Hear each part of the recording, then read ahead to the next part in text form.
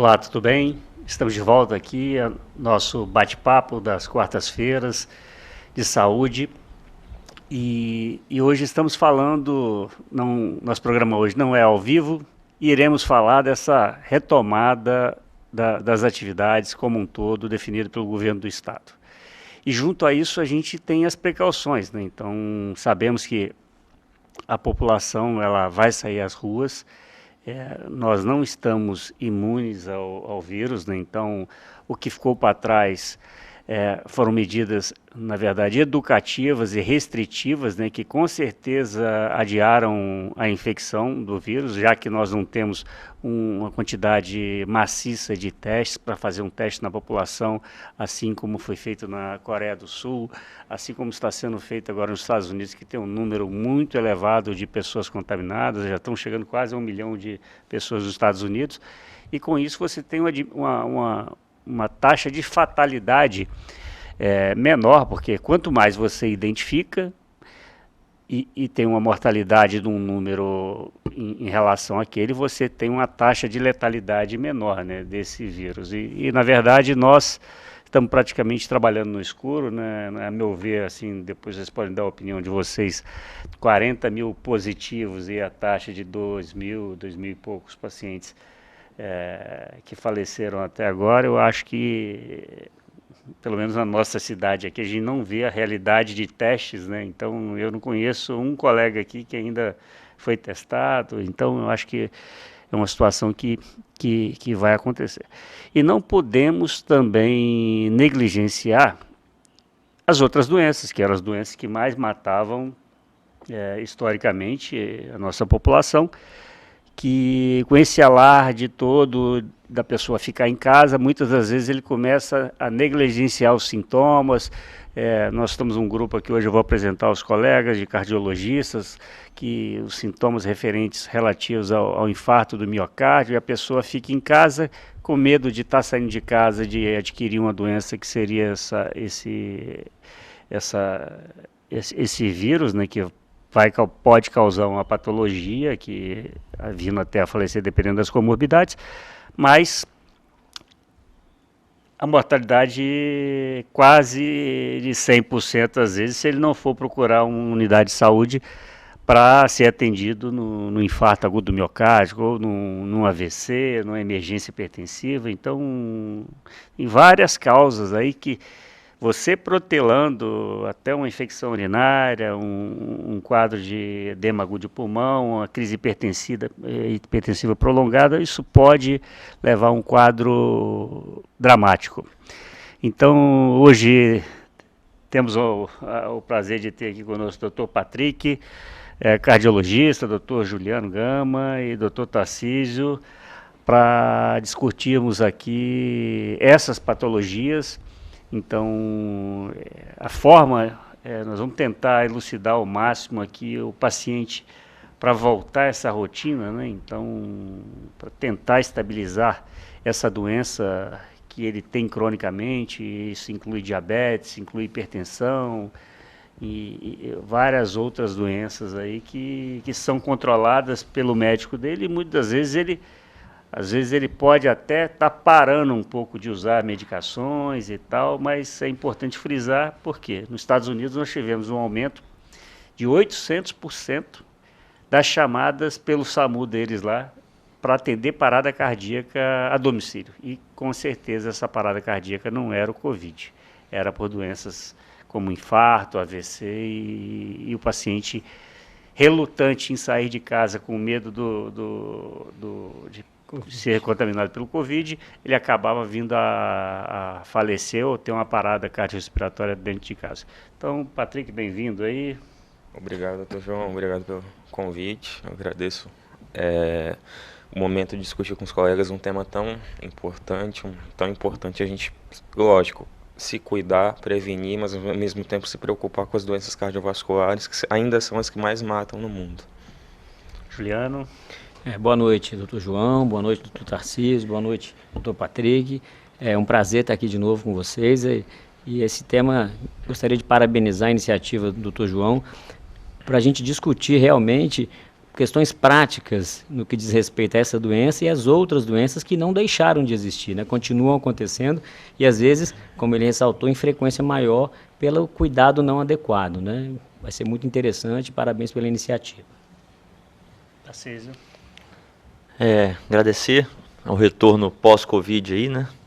Teve uma paralisação aí nas nossas apresentações e agora estamos de volta. E hoje, como o Dr. João frisou, vamos discutir um pouco essa reabertura gradual que vai acontecer.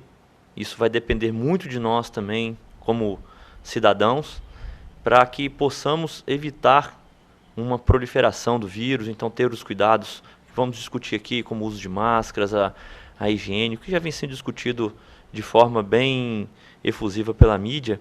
E um dado interessante que o João falou a respeito das doenças cardiovasculares, a Sociedade Brasileira de Cardiologia ela tem uma estimativa de morte por doenças cardiovasculares que eles chamam de cardiômetro. Qualquer um pode acessar. Hoje eu tive a curiosidade de ver, estava em 122 mil mortes esse ano, nós estamos em abril. 122 mil mortes, é mais do que todo mundo que no mundo não tiveram, acho que 122 mil mortes por Covid. Então, assim, só no Brasil, 122 mil mortes por doenças cardiovasculares já supera as mortes por Covid no mundo inteiro. Então, não é que é para deixar de se preocupar com o Covid, mas também não podemos esquecer as doenças que mais matam no mundo, que é doença cardiovascular, doença cerebrovascular. Então, acho que vai ser interessante a gente discutir isso aí um pouco. Então, esse leque em que os consultórios ficaram fechados, os pacientes pararam de frequentar o pronto-socorro, então parece que o Brasil parou tem 40 dias e não existe outras doenças, né? Então as emergências dos hospitais completamente vazias. Eu passava às vezes na frente do HGL, Rio Doce, o Hospital da Unimed, e você não via um movimento. Mas as doenças continuam acontecendo, então muitos dos pacientes estão naquele momento de esperar, mesmo que estejam sentindo alguma coisa, eles estão relutantes em sair, né? Mas, como a gente vai discutir aqui hoje, isso pode levar a um quadro de agravamento em que você possa não ter uma chance de sair disso, né? E outro dado, Juliano, eu queria que você começasse agora abordando, porque eu acho que esses primeiros 40 dias eles não podem deixar de ter sido importantes, principalmente pela presença das crianças fora da escola, porque a gente sabe que os quadros virais, gripais, eles geralmente são disseminados principalmente no ambiente escolar, que as crianças colocam mais a mão na boca, então e também contando o fator educacional que nós tivemos em relação a essas doenças contagiosas, que na grande maioria das vezes é pelo contato de secreção, de superfícies com as mãos, e você colocando as mãos nos olhos, na cavidade oral, nasal, e isso poderia disseminar de uma forma desculpa, de uma forma mais rápida, né? Lembrando que nesse retorno, os consultórios, as clínicas têm um modo diferente de atendimento, né? Sim, sim. Ótima pergunta, João, excelente. Né, em primeiro lugar, a gente está aqui para falar que o Covid é um problema de saúde sério, mundial, né? Ninguém está dizendo ao contrário. Essa parada teve uma importância fundamental, como o Dr. João colocou. As crianças, apesar de, graças a Deus, sofrerem um pouco menos com a doença, mas são grandes difusoras da doença, né? Pegam e colocam as coisas na boca, principalmente as menores, né? Levam para casa. Em casa geralmente tem avós, tios, tias, mães, e passam e a doença se alastra com muita facilidade, né? Lembrando que é uma doença bastante contagiosa, né? Para cada pelo menos 3 pessoas serão infectadas devido a esse caso índice. Então, isso é mais do que uma influenza, né, João? Que é 1 para 1,5, 1,7, né? E a influenza, todo mundo conhece, nessa época do ano, um pouquinho daqui mais um mês, a gente viu os prontos-socorros totalmente lotados por gripes, né, causadas pela influenza. Imagina se a gente não fizesse um isolamento, como estariam os prontos-socorros. E lembrando que pelo menos, né, 20% desses casos vão precisar de uma internação e às vezes vão precisar de um respirador. Então, foi fundamental que a gente tentasse diminuir a curva de propagação. Então, isso ajudou, com certeza, diminuiu. Linhares teve menos casos, né, a gente viu, obviamente, os testes não foram realizados como a gente gostaria que fosse, como no exemplo da Coreia do Sul, que você bem deu, mas a gente tem o nosso problema econômico, né, e a gente esbarra nisso, mas dentro dos nossos limites, eu acho que o objetivo foi parcialmente alcançado, né? A gente ainda não acabou. Então a gente está passando por agora uma fase de transição, o comércio está enfrentando horários alternativos, as pessoas estão voltando mais, é fundamental que se mantenha o respeito a essa doença, é fundamental que a gente evite ao máximo, use o álcool gel, higienize ao máximo as mãos, use máscaras, né? E da mesma maneira que o comércio, os consultórios, né? As clínicas estão voltando às suas operações, né? Há uma semana, 10 dias mais ou menos, a grande maioria já voltou. Existe uma maneira de se lidar com isso, né? A gente não quer que as pessoas voltem da mesma forma que era antes. Às vezes chegava em dias de segundas-feiras, dias que tinha grandes picos de procura, né? Isso não é conveniente ainda no momento, mas a gente não pode deixar também que as pessoas sejam desassistidas, né? Doenças como diabetes, pressão alta, colesterol, tudo isso aí necessita de tratamento, dores no peito, isso precisa ser avaliado, né? E se a gente não avalia isso, a gente acaba tendo aumento de mortalidade por outras doenças tão graves, às vezes piores que o Covid, né? Então, procure sempre, né? O recado fica que entre em contato com os consultórios, com as clínicas, a grande maioria, mais de 90%, creio eu, já está funcionando. Então, é saber os horários, chegar no horário mais ou menos correto, não levar muitos acompanhantes, no máximo um, né? Ficar o mínimo possível, cuidado com as condições de higiene, levar máscaras, entrar em contato com as secretárias, né? Em casos gripais, aí sim, procura atendimento primeiro via contato telefônico ou WhatsApp ou unidades que estão preparadas para esse tipo de atendimento. Mas ressaltando que o movimento deve voltar, né? Ele deve voltar porque existem inúmeras doenças que precisam ser tratadas, precisam ser acompanhadas. Os pacientes não podem ficar desassistidos nesse momento. Doutor Patrick, por um lado nós vimos que os prontos-socorros ficaram completamente vazios.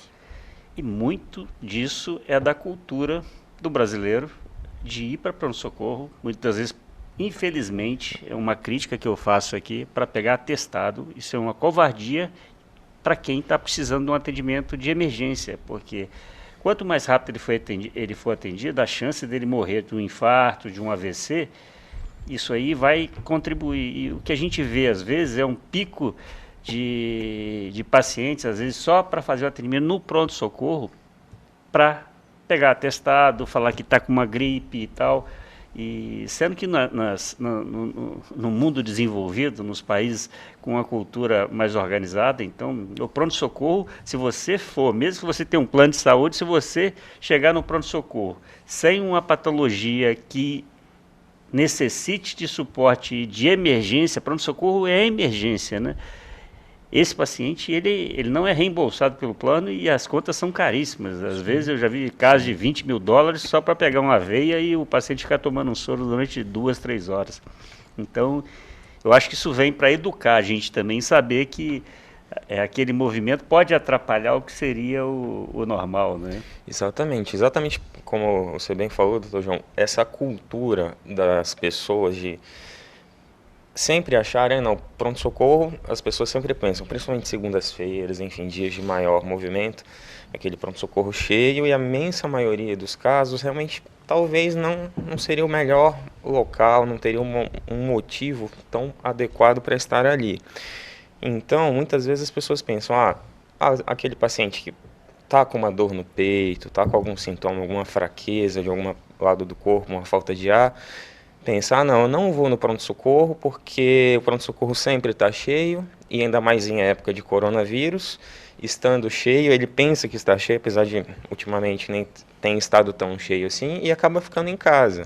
Só que, às vezes, o quadro, como você bem falou, o quadro agudo que ele está apresentando de infarto, de AVC, pode ser muitas vezes muito pior e muito grave se ele não procurar ajuda rápido. Alguns dados falam que casos de infarto, pacientes que sofrem infarto do miocárdio, Por volta de 50% a 60% dos pacientes que vão falecer por causa do infarto, esse óbito ocorre nas primeiras 2 horas. Então é aquele paciente que começou a sentir dor no peito, pensa, não, vou esperar porque o PS está cheio, estou com medo do coronavírus, enfim, tem que tomar uns cuidados, óbvio, mas tem alguns casos que infelizmente é uma emergência, como você bem falou. E se a gente for levar para as 24 horas, esses dados da Sociedade Brasileira de Cardiologia mostram que em 24 horas, os 80% dos óbitos por infarto que ocorrem nas primeiras 24 horas. Então, se aquele paciente que está com uma dor no peito, está com uma falta de ar, enjoo, suor frio, tem que procurar o pronto-socorro e a gente tem que sempre pesar o custo-benefício. Vale a pena eu procurar o pronto-socorro? Se eu estou com um sintoma, às vezes, leve, frustro, um quadro gripal leve ou qualquer outro sintoma que a gente sabe que dá para tratar em casa, ótimo. Mas não podemos esquecer, como todos os colegas vêm bem falando, as outras doenças também. Tarcísio, e lembrando, né, que o doente, às vezes, quando é acometido com uma doença cardíaca, principalmente se a gente for levar em conta a origem dessa pessoa, né, se for uma cultura asiática e tal, o paciente que está sofrendo um infarto não é aquele escandaloso que vai estar gritando. Geralmente ele vai sentar num cantinho, assim como do AVC também, que o paciente está paralisado de um lado, às vezes ele perde a fala. Então esses pacientes, às vezes, que são os mais críticos, eles não estão fazendo escândalo na portaria, tossindo e que chama atenção. E se tiver Eles não dão piti, né? Não. E se tiver uma sala muito cheia e se esperar a fila esvaziando, né, para atender o paciente que não tem necessidade, esse aí ele perderia o delta T. Né? Outro dia eu passei no pronto-socorro do Hospital Rio Doce e eram 3 horas da tarde mais ou menos e pareciam 3 horas da manhã. Eu falo que 3 horas da manhã é o melhor horário para você ver um pronto-socorro, porque ali realmente quem vai 3 horas da manhã é o paciente que está sentindo alguma coisa. Então, 3 horas da tarde, igual 3 horas da manhã, agora o pronto-socorro está funcionando como deveria funcionar. Então, a hora que o paciente com infarto chegar, como você falou, ele não chega gritando, ele não chega esperneando, ele chega com dor, e muitas vezes é uma dor que incomoda muito, então ele vai ficar mais quieto, na cadeirinha esperando, e quando vai ser atendido, talvez já passou o tempo de fazer o procedimento, e muitas vezes vai fazer o procedimento num momento mais... o paciente vai ter tido uma arritmia, um momento mais complicado para a gente. Nós que fazemos o procedimento, a gente vê muito isso. O paciente, quanto mais precoce a gente faz o procedimento, que é o cateterismo no infarto, melhor é o prognóstico, mais fácil é o procedimento. Então isso aí é extremamente importante a gente se atentar. Como você bem falou, pronto-socorro é emergência, não é ambulatorial. Então, como o Patrick falou, tem sintomas frustros de uma gripe, isso tem que servir de educação para o resto da vida, não é só nesse momento agora. Tem que servir para nossa vida. Então, assim como lavar as mãos, a higiene, nós temos que passar a fazer mais, o Brasil tem que se tornar parte da cultura do brasileiro. Essa procura ao pronto-socorro também eu acho que tem que ser mais séria. Não vou lá agora, eu estou só com uma gripezinha, não estou nem febre, mal me deu febre, então eu vou tomar um antitérmico, um remédio para dor e vou ficar em casa. Porque as pessoas estão indo lá para, como você bem disse, conseguir atestado na maioria. Quem já trabalhou em pronto-socorro sabe disso, que a pedida final do paciente sempre é essa. Tem como dar um atestado? Então isso aí não pode acontecer, né? Não deve acontecer. Então o vírus está servindo também para nos educar como cidadãos, né? Então isso é bom. Sim. Então, Juliano, o doente, na grande maioria das vezes, o doente cardiopata, acima dos 40 anos, que aí já vai vindo as comorbidades, como hipertensão, o diabetes, o tabagismo, que pode levar a doenças enfisematosas, com complicações ainda, ele pode ter uma bronquite crônica e tudo. Lembrando que tudo isso, ele pode ser portador também de uma doença tumoral, que pode levar um quadro mais frequente de infecção urinária. Isso vai virando uma bomba relógio, né? Então, quanto mais você demora a procurar ajuda para resolver aquele problema, então, até mesmo a infecção urinária, que muitas das vezes ela seria uma doença de fácil solução se você procurasse numa fase precoce, né? Se você demorar a chegar, ela pode se tornar uma sepsemia e de fato vir a ser fatal, né? Então, como seria esse manejo? Tem paciente que ele precisa de um controle muito intenso, principalmente os diabéticos e os hipertensos, né? Bem colocado, doutor João. Isso é fundamental, que a gente não descuide dos fatores de risco, né, dos problemas mais sérios que a gente tem, que podem cursar com fatalidade se a gente não der o controle adequado. É importante, aqui a gente está falando isso, que a gente mantenha o controle, distanciamento social, não saia, né, de casa sem maiores necessidades, né, que a gente não volte imediatamente ao que era antes. Mas é muito, muito importante que a gente continue controlando todas as doenças que porventura o cidadão pode ter, né? Acima de 40, 50 anos, como você colocou, pode sim que a pessoa tenha já hipertensão, diabetes, colesterol, obesidade, outros problemas, né, que inclusive são riscos também para o Covid, mas que são riscos para doenças, para o infarto, para o AVC, né? Pessoas que podem ter tumores, como você colocou, podem estar obstruindo a passagem, né, de fezes, né? Tem pessoas que ficam às vezes em casa por muitos dias, semanas às vezes, não, estou com medo, não vou sair de casa, sou uma pessoa de idade, mas isso pode custar a vida delas, né? Isso pode ser um tumor que está obstruindo o intestino, né?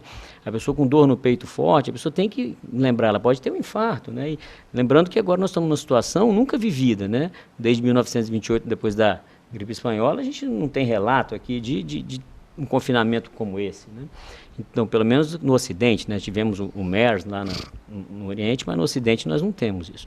Então, todo mundo está assustado, todo mundo está com medo, todo mundo tem pessoas entrando em pânico, isso é natural do ser humano. O ser humano nasceu para socializar, para conviver, né? Ninguém nasceu para ficar preso. Então, isso gera ansiedade. Se você tem fatores de risco, se você tem diabetes, hipertensão, tabagista, já tem outros problemas, você pode instabilizar um problema cardíaco, você pode vir a ter um infarto. E como é que eu vou reconhecer isso, né? Se a pessoa tem uma dor no peito diferente, mais forte, né, irradiando para membro superior esquerdo, para o braço, né, irradiando às vezes para as costas, para a mandíbula, né, aqui para a garganta, com sudorese, com náusea, isso não é um sintoma que a pessoa deva ficar em casa, jamais, né? Isso, a pessoa com sintoma desse nível precisa ir para pronto-socorro, independente de Covid ou não, né?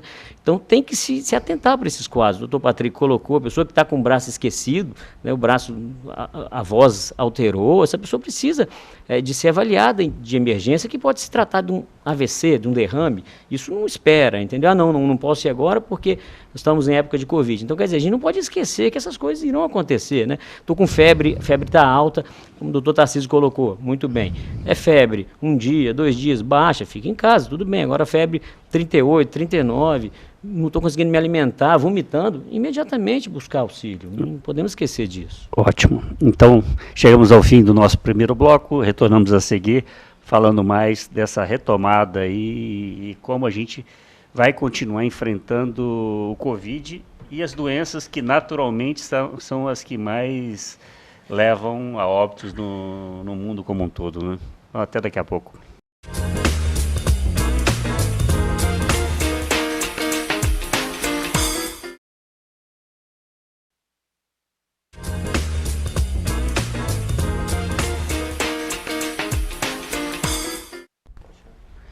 Voltando ao nosso segundo bloco, retornando aqui para falar essa retomada parcial ainda das atividades, né, aqui no estado do Espírito Santo, sendo que algumas cidades têm uma restrição maior e outras não.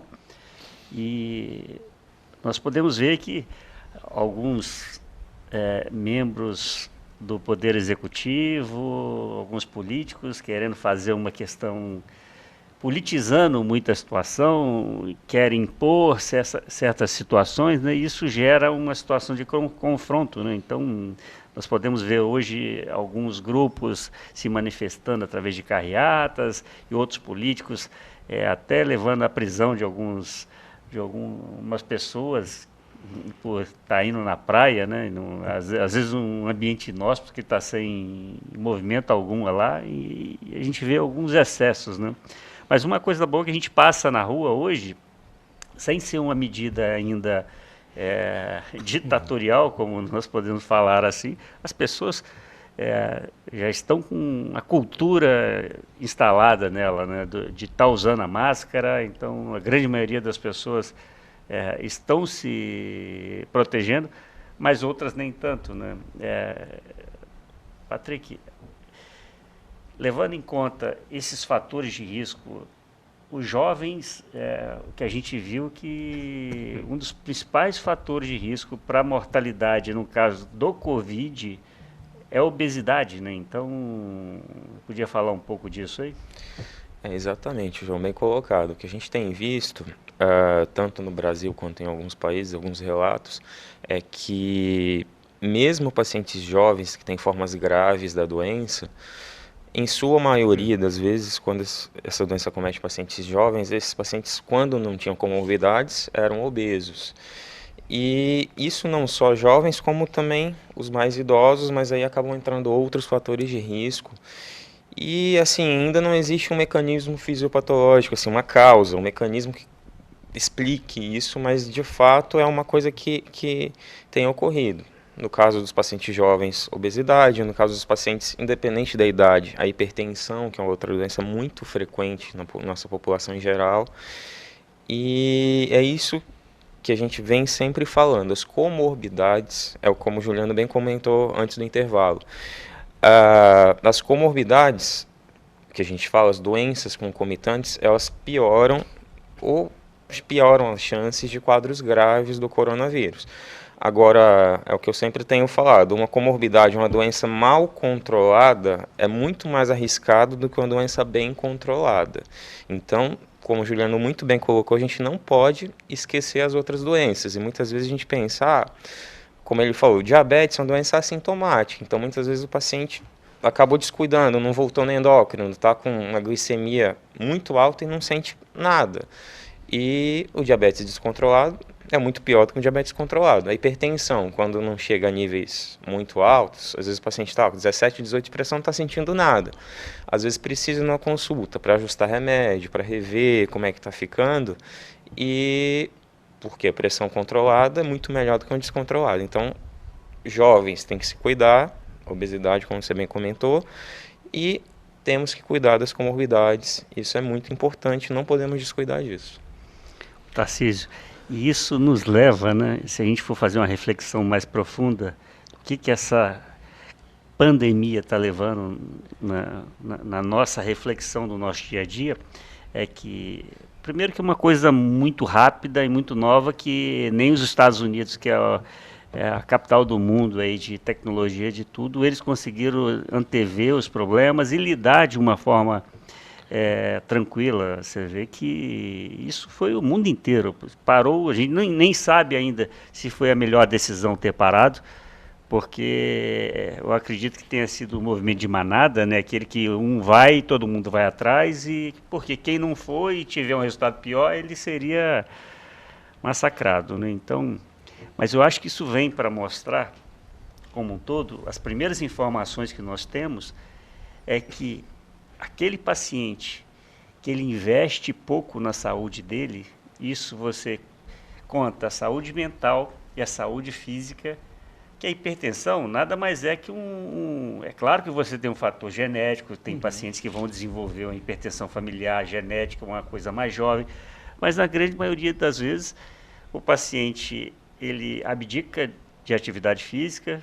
Depois que nós tivemos os carros, até os automáticos, com vidro elétrico, com televisão com controle remoto, o ser humano ele mudou. Antigamente ele tinha que fazer a caça dele do dia, ficava 3 dias em jejum, não ganhava peso e comia carne para ganhar energia para viver mais 3 dias. Então era uma perspectiva. E junto com essa sociedade atual que nós vivemos, né, nós estamos abrindo mão de fazer exercícios, com isso estamos ficando doentes mais cedo, hipertensos, diabéticos, comendo muito, ficando parado. E como você fala isso aí? Eu acho que é uma situação que a gente deve repensar o nosso estilo de vida, né? Sem dúvida. Isso a gente é nítido a mortalidade, como o Patrick falou, é maior nos pacientes com maiores comorbidades, então hipertensão, diabetes, os cardiopatas, que são aqueles pacientes que têm insuficiência cardíaca, que têm uma reserva cardíaca menor. Isso, como eu disse anteriormente, eu acho que tudo isso está vindo. Eu acho que nós temos que o Brasil nunca passou por um momento como esse, de guerra entre aspas, né? É uma guerra mesmo, e de desastre.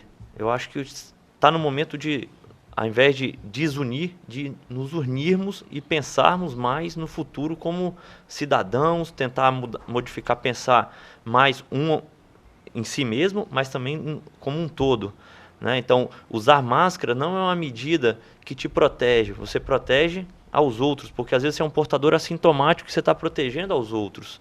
Então, tudo isso é uma questão de respeito ao próximo mesmo, coisa que o brasileiro, não vou dizer o mundo inteiro, mas o brasileiro estava meio que em baixa com isso, né? Muito egoísmo, cada um pensando no seu. Então, acho que é um momento de até pensar nessa parte pessoal e também na parte de saúde. Praticar atividade física, tentar controlar mais os fatores. Você é hipertenso? Então, vou controlar mais minha pressão. É diabético? Tratar o diabetes, ir no médico e ouvir o médico, né? O médico fala, muitas vezes parece que o médico está querendo te punir, jamais nós estamos punindo alguém, é mais orientando os pacientes para que ele tenha uma evolução melhor da doença. E outro dado, João, acho que a gente estava aqui, antes de entrar no ar aqui, vendo a entrevista do ministro da Saúde, por sinal muito boa, e explicar assim para a população, muitas vezes muitos não entendem o porquê do isolamento social. Além de evitar a doença, obviamente, mas evitar o ritmo, a velocidade de contágio da população. Se todo mundo se contagiar, se infectar naquele momento, o sistema de saúde ele não suporta tratar todo mundo. E como ele bem disse, saúde é muito caro. Então todos os hospitais, tanto privados, os hospitais privados como os públicos, principalmente os públicos, eles trabalham muito no limite. Então, ociosidade, um leito de UTI ocioso, é muito caro ele ficar vazio. Então sempre os hospitais tendem a ter os leitos muito cheios. Então por isso desse desafio, né? Se o Covid acometer todo mundo que vai acometer ao mesmo tempo, não terão leitos para todos. Então vai ter gente morrendo, como aconteceu na Itália, na Espanha, no corredor sem um respirador. Então isso que nós temos que, aqui no Espírito Santo ainda nós estamos muito tranquilos, Linhares está tranquilo, tal, mas não é a hora de relaxar e achar que ganhamos a batalha. Não, a gente está entrando na batalha, estamos na batalha e temos que continuar cuidando de tudo isso ainda. Eu acho que tem que reabrir o comércio, como foi, mas seguindo as orientações dos órgãos públicos, das prefeituras, do governador, apesar de às vezes a gente discordar, mas nós temos que seguir, né? São eles os responsáveis por gerir o sistema de saúde. Eu acho que é um jogo mental, né, Juliano? De nós temos que lidar com essa situação, porque nós já estamos há mais ou menos 40 dias com medo, como aquele programa que nós tivemos aqui no início, que eu falei que nós sabemos que nós estamos dentro da água salgada, sabemos que o tubarão fica na água salgada, que já tiveram relatos de tubarão próximos a nós, mas nós não sabemos se o tubarão com dente está do nosso lado, está perto, está longe, e se a gente é um possível alvo dele, né? Nós podemos fazer o que hoje? Então não teve até o momento, nenhuma medida salvadora, um remédio que você põe na água que livra todo mundo. Então eu acho que esse dia a dia aí vai nos levar a um caminho, mas infelizmente, como eu disse, foi uma bomba que caiu. O Paulo Guedes, na verdade, não é nem uma bomba, é uma onda, né? Que pegou o mundo inteiro desprevenido, que o mundo, quem saiu na frente com os testes, com os EPIs, com a situação, eles conseguiram direcionar para quem poderia. A gente teve um avalanche de custos, né? Então, isso aí é para a gente refletir também. É o momento de você se aproveitar para ganhar dinheiro em cima. Você vê que uma máscara hoje A gente comprava a caixa de máscara por R$ 3,00 com 100. Hoje você compra uma máscarazinha simples por R$ 5,00. Então, Juliano, eu acho que eu gosto de ser muito positivista, né? Eu acho que nós, como sociedades, nós temos que aprimorar muito isso no Brasil. Eu acho que nós nunca enfrentamos uma guerra. Eu acho que isso pode nos direcionar a saber a nossa força em conjunto, de como nós nos ajudarmos, como você diz, que quem usa máscara ele protege o seu próximo, e isso aí acho que todo dia a gente vai ter que estar olhando um para o outro, né? Como a gente pode melhorar? Pois é, muito, muito bem colocado, João. Isso é como sociedade, né? Tarcísio colocou aqui, você agora, precisa haver uma mudança, né? A gente está enfrentando um desconhecido, né? Agora que chegou para nós, agora que nós estamos tendo contato, a gente ainda não sabe ao certo quando vai acabar. Nós não dispomos de vacina, né? Estão estudos em andamento, mas ainda não temos uma vacina, nem sabemos se teremos, né? A gente não tem remédio, ainda que seja comprovadamente eficaz contra o Covid. Eu vou tomar isso ou aquela outra droga, né? A gente vê muito isso em redes sociais, mas isso não tem confirmação científica ainda, então a gente tem que colocar isso aqui. Não acabou, não temos um remédio eficaz. Se tomar antes esse remédio X, Y ou Z, como pessoas, né, João, estocaram alguns remédios aí que são úteis para lúpus, úteis para doenças inflamatórias. Pessoas que tinham doenças inflamatórias acabaram ficando sem essa medicação, lembra-se disso, né? Então, isso como sociedade não é um ato interessante, né? Isso a gente tem que aprender com isso daí. Muitas pessoas se dirigiram a supermercados, então no ápice, né, quando a gente tinha que confinar mesmo, você observava muitas pessoas, não estou dizendo localmente, mas a gente pode dizer isso em termos Brasil, os supermercados lotados e acabando, faltando determinados produtos. Isso acontecendo fora do Brasil também, né? Não é uma coisa exclusiva de Brasil. Em Nova York a gente viu muito acontecimentos dessa natureza. Então expõe muito, como é a natureza humana nos últimos anos, né? Nos últimos períodos. Eu acho que se a gente não entender, né, que a gente é sociedade, que cada um precisa do outro, né? Hoje você vê que, por exemplo, quem faz a coleta de resíduos na rua, né, são pessoas fundamentais, né, para o funcionamento da sociedade, né?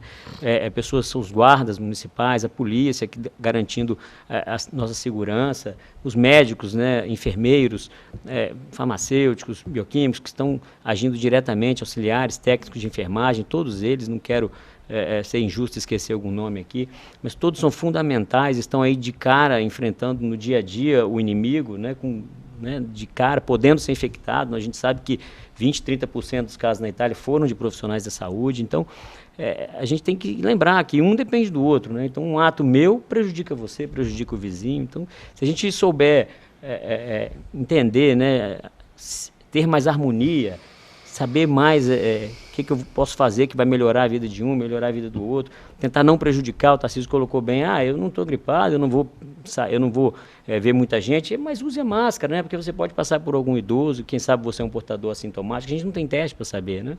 Então é fundamental que uns se preocupem com os outros. Quem sabe isso não fica de lição, né? Eu acho que tudo que a gente passa de dificuldade tem que servir para um aprendizado, né? Senão a gente pode passar de novo, né, por outro problema parecido. Nada acaba, nem o Covid, né? Existem relatos de que pessoas infectadas podem se reinfectar, a gente não sabe, não tem certeza ainda disso, né? Então nós estamos esperando isso. Isso não é motivo para pânico, é motivo para que a gente tente buscar na ciência, buscar saídas para essa crise. Mas sairemos, com certeza sairemos, e temos que sair mais fortes. Ótimo. Então chegamos aqui ao fim do segundo bloco. Daqui a pouco voltamos com mais notícias da retomada pós-Covid.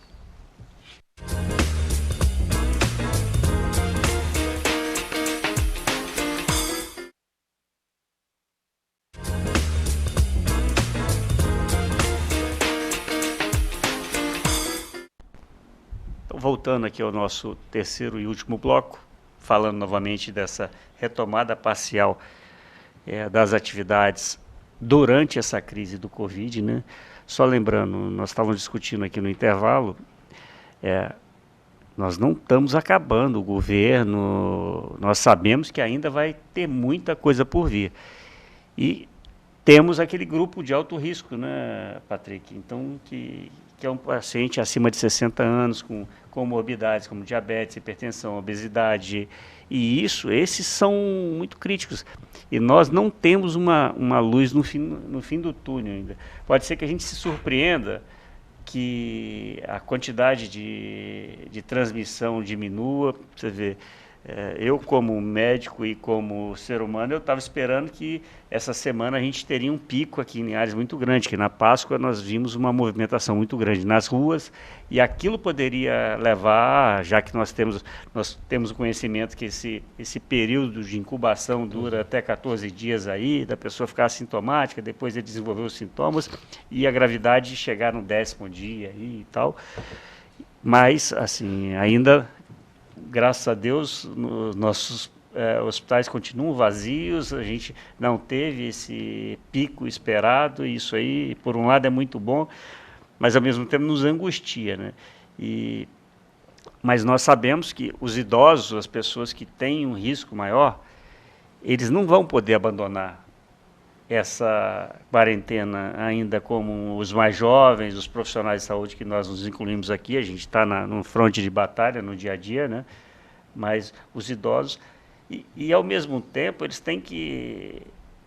Aquilo ali é uma bomba relógio, porque ele para de fazer atividade física, a ansiedade de ele assistir uma televisão hoje, ele só tem notícia ruim, infelizmente. Como eu disse que esse programa a gente queria ser o mais positivista possível, porque eu acho que a gente vence pelo positivismo, não pelo negativismo, como a gente vê em muita televisão aí.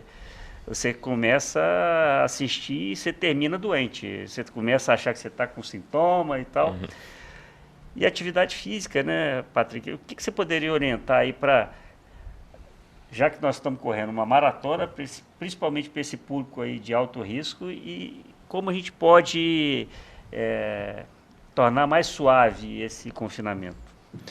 Então, João, como você bem comentou, nós estamos começando a retomar comércio, retomar algumas atividades, mas a pandemia, os cuidados com a pandemia estão longe de acabar.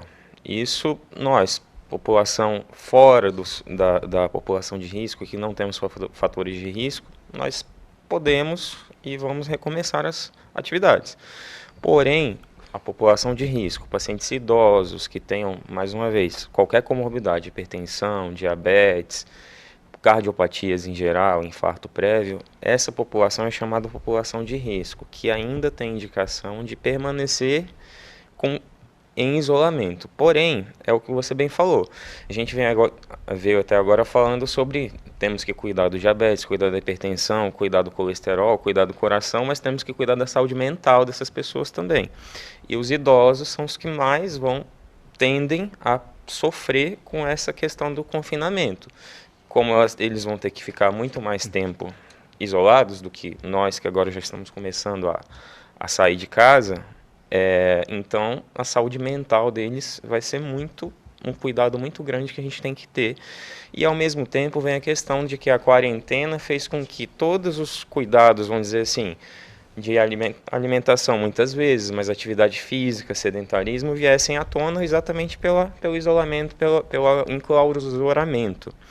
Então, dentro do possível, é o que a gente estava comentando, dentro do possível, os pacientes idosos, lógico, quem mora num local que não tem essa possibilidade, a gente acaba tendo um pouco mais de cuidado. Agora, mora em um lugar mais isolado, tem condição de ir para um lugar mais isolado, para caminhar um pouquinho, às vezes no quintal de casa, no quarteirão, num horário que não tem gente na rua, início da manhã, à noite, se for o caso. Algum lugar que consiga fazer uma caminhada, às vezes dar uma volta de carro, que seja, só para sair de casa, sair do que você bem falou da frente da televisão, que muitas vezes é muito pior você assistir televisão do que ver um filme, enfim, qualquer coisa diferente do que você assistir o telejornal todo dia, toda hora, que muitas vezes é bem preocupante, bem aterrorizador. Porque, como você bem falou, a gente não sabe quando que isso vai acabar para essa população de risco. E essa população, sim, a gente tem que ter todo o cuidado, evitar contato das pessoas jovens e crianças com pessoas idosas, porque, como foi muito bem falado aqui, a gente tem essa população de portadores assintomáticos. Então, podem transmitir para os idosos e muitas vezes as pessoas não sentem nada. Claro, dentro do possível, precisa ir no supermercado. O supermercado é um local de aglomeração. Tem filho, tem neto que consegue ir, ótimo, vai, compra as coisas que precisa e leva com todos os cuidados. Mas não quer dizer que esse paciente, essa pessoa idosa, vai ter que ficar dentro de casa por meses, porque isso pode trazer muito mais prejuízos do que benefícios para todo o contexto de saúde mental e das outras comorbidades dessa pessoa. Ele mora num prédio, né? Caminha na escada, sobe, desce, sai dos horários, né, Juliana? Então, você mora perto de um lugar movimentado, você não vai sair para caminhar no horário de pico, né? Exatamente, João. Eu moro, né, perto da Praça 22 de Agosto, que é um lugar que todo mundo sabe que é muito utilizado para lazer, que isso é excelente. A gente gostaria de ver cada vez mais pessoas fazendo isso, né?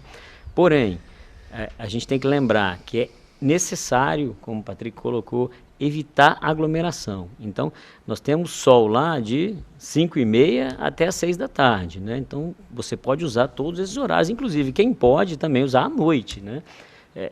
Você tem o dia inteiro praticamente para você fazer atividade física. Então, repare bem, passe lá, né? Que horas que está mais vazio? Você chega lá às 6 horas da manhã, 7 horas, está bastante cheio. Então, vamos dividir, entendeu? Deixa um pouquinho de quem pode deixar de ir esse horário, vai outro horário. Mesmo as pessoas que trabalham, hoje em dia, a gente sabe que os horários estão mais flexíveis, né? As coisas não voltaram todas ao mesmo tempo. Então, se você pode flexibilizar seu horário, flexibilize. Vá um pouquinho mais tarde, vá um pouquinho mais cedo. Não deixe aglomerar, né? A gente olha também muito, eu tenho passado, João, no Três Barras, e tenho notado que um excelente lugar, muito bom para a prática de atividade física, porém, todas as pessoas querem fazer ao mesmo tempo. Então, isso você não respeita o distanciamento mínimo, né? Que tem que ser no mínimo de 2 metros, quiçá até mais, né? Últimos estudos em atividade física, como existe maior frequência respiratória, você pode até disseminar mais esse vírus. Então, precisa de um distanciamento um pouquinho maior. Então, é fundamental que se procuremos horários alternativos, não é para fazer o mesmo horário que a gente sempre fez, entendeu? Se todo mundo passar, eu vou mais tarde, vou mais cedo, né? Isso ajuda demais. Evite também fazer coletivamente, né? Porque a gente observa pessoas indo caminhar 3, 4, 5, não é adequado, né? E vai em 1 e 2 no máximo, mantenha um distanciamento, né? Se vai para caminhar, pessoa de mais idade, use máscara também, né? Não tem problema nenhum sua máscara de pano, né? Ou de TNT. É fundamental que se mantenham os cuidados. Mas como o Patrick falou, mantenha também o cuidado com a saúde e cuidado mental. Não podemos esquecer as outras doenças. Devemos respeitar esse Covid com precaução, mas sem medo, né? Sem pânico, fazendo de tudo, pensamento positivo, que a gente vai vencer isso daí. E a atividade física pode ajudar a gente, sim. Outra coisa, Tarcísio, queria que você falasse que os testes que estão vindo aí, nós estamos escutando nos grupos médicos e tal, eles estão cruzando as doenças virais, assim como a chikungunya, a dengue, estão dando positivo para a mesma doença. Então faz o teste do Covid, então você está e daqui a pouco você descobre que você está com chikungunya. E a gente está tendo, eu tive relatos aí que tem muita gente pegando chikungunya e dengue, então nós estamos preocupados com um tipo de tubarão e o que, na verdade, quem vai atacar a gente é uma onça, é um leopardo, né? Isso é importante, né? A gente não pode esquecer, assim como nós falamos do infarto, do AVC, a gente não pode esquecer das doenças infecto-contagiosas que temos no nosso país, que são endêmicas, né? A dengue mata muito, traz muita ausência no trabalho, enfim, é uma doença que a gente não pode, assim como as outras relacionadas, que é a chikungunya e a zika, então nós temos que nos preocupar com isso. Os testes, eu acho que ainda a gente está muito carente de teste, em todos os sentidos. Além do número de testes ser pouco, você tem a confiabilidade de alguns testes também são bem baixos, né? A não ser o PCR, que é mais confiável, mas os testes rápidos aí, teve um teste rápido que era feito da China, tiveram que devolver, enfim, então acaba gerando dúvidas também, né, isso aí. E eu acho que, voltando na nossa cultura, a gente está enfrentando uma guerra contra um inimigo invisível. Só que na questão da chikungunya e da dengue, nós temos um inimigo visível E palpável Um vetor, na né? grande maioria das vezes, nós que fazemos a propagação, sendo desleixados no nosso lixo, nos Higiene. pneus, na higiene. Então, eu acho que seria um momento aí da população Já que tá ficando mais em casa, né, João?